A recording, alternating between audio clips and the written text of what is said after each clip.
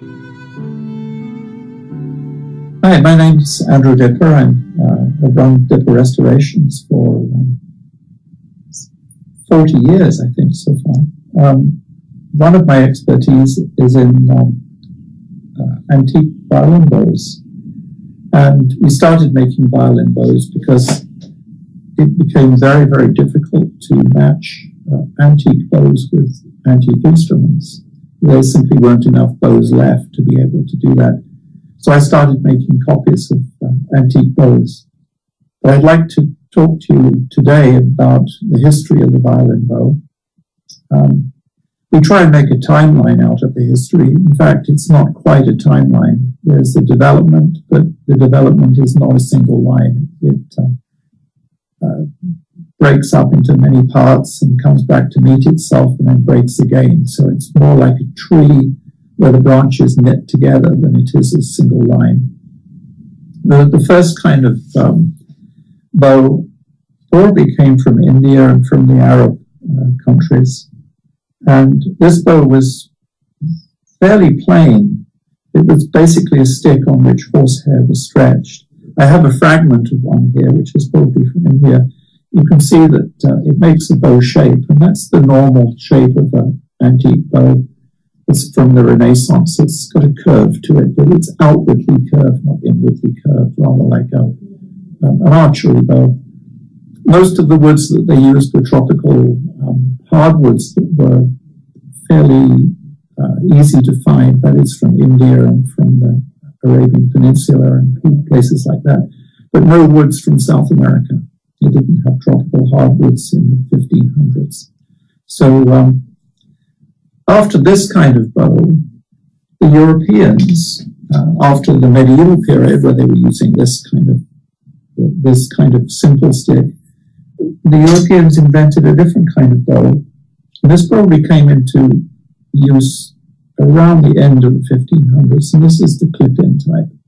And you can see that the bow itself has an outward curve to it, not like the modern bow, which has the curve the other way. This bow has a frog which is not worked with an adjuster. It has what we call a clip-in frog. I can take it out for a second. The frog is quite loose and comes out quite naturally.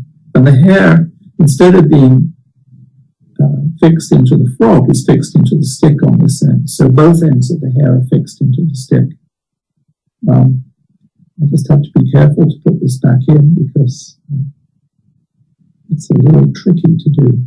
I have to make sure that the hair is running in the channel that goes around the top of the frog. So the channel extends all the way down to that where the hair is held. So that's clipped in. If it needs to be adjusted, it can be adjusted by sliding a piece of cardboard under the hair. So no adjustment at the end. Adjustment's very limited. And if it gets very, very humid, you end up with a huge piece of cardboard or leather back here to adjust the tension. This one has a grip on. The hold for a bow of this kind is a little higher than the modern bow up here. The Italians sometimes even held it up higher, whereas the French held it lower down in the stick. After this kind of bow, there was a second kind of bow,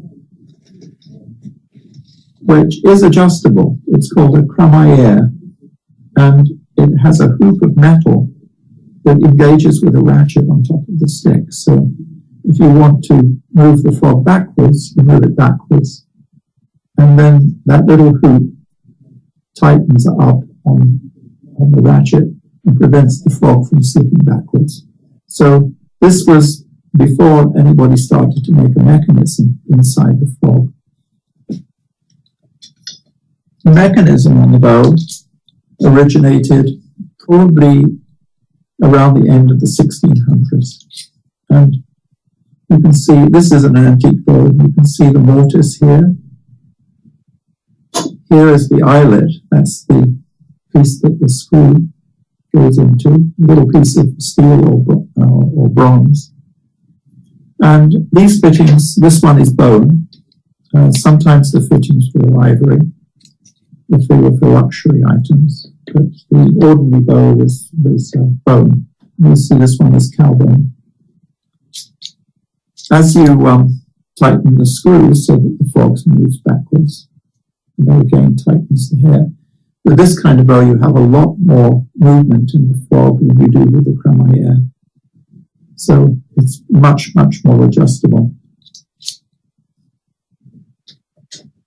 After this bow, which you can see already has the higher head of the modern bow, there was this period of development of bows for orchestra and for playing opera, and they had what's called a Kramer head on it. And the Kramer head has a little palette on the back here, and the palette strengthens the mortise, because what they found when they started to play at higher tension was that the back of the bow broke out. So to prevent that, they extended the back of the bow and then included a little bit more of the tip plate here behind the mortise. The other problem was at this time that the heads of the bows tended to break. They didn't yet know the strength of the material that they were using, because the early bows are made of snakewood, which is quite a durable material. When they switched over to Pernambuco, they found that Pernambuco wasn't strong enough, and that the heads of the bows broke off, particularly when they started to play for opera and for larger performances where they needed more volume. So the Kramer family invented this kind of bow where the head is relatively wide, and that width made the head stronger. So this bow fell out of use probably by 1830. So it's a bow type that is not often used these days. The frog of this is not original. The original frogs had an open hair channel. You can see here there's no silver on the bottom of the frog at all. It's an open channel, and the hair simply sits in along that open channel. It's held in place because it's curved here. It's cambered, and that camber makes the hair naturally slide outwards and stops it bunching together. Around 1760 or so, the Tort family of Paris decided that they were going to make this kind of ferrule. And first they made it out of tin, and later out of silver. And that ferrule surrounds the hair, and there's a wedge that goes in there that I think has been explained before to keep the hair ribbon at a certain width. The early bows generally had a hair width rather smaller than today. This one is probably around 8 millimeters.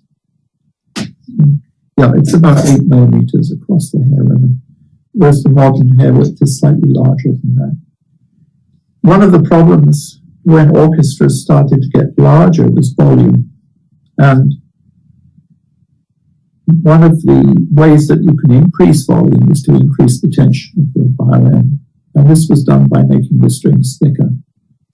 The problem is with the short bow, which is this one, the shorter bow didn't give the right articulation with the thicker strings. And so just at this time when the strings started to get thicker and audiences increased and performances started to get longer, they increased the length of the bow, which gives a little more weight and helps for the articulation of the bow. The other thing that you can see, apart from the hair ribbon width, put those two together, you can see that the first hair ribbon is quite narrow, and the second later hair ribbon tends to be quite large.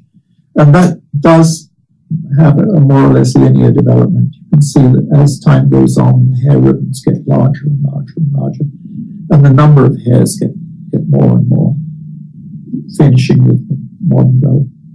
I think the Tort bow has about 110 to 150 hairs in it, whereas the modern bow has more than that. One of the other developments of the bow was, I don't know if you can see this properly, but it's cannellation.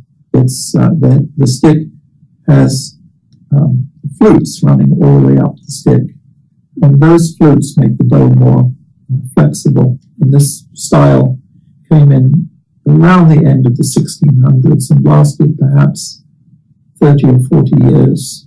And that helped with snakewood, which is relatively stiff. It helped with the articulation of the bow. And they copied the cannellations from the Greek columns. It's exactly the same as the column you might see on the front of a church or something like that. When at the beginning of the 1700s, the bow was relatively, the heads were quite low. They're called pike heads. By 1720, the heads started to get larger. They started to get longer. And that was because to get harmonics on the instrument is very difficult with what's called a pike head bow. The dynamics are basically loud and soft. In order to get a different kind of tone color, it helps to have a higher head. And Tartini, when he started writing for the violin, found that the higher head produced much better harmonics than other kinds of pike head bows. This is what we normally call a pike head. It's not very high. It can be made out of a very small piece of wood. And of course, at this time when these bows were being made, snakewood was extremely expensive.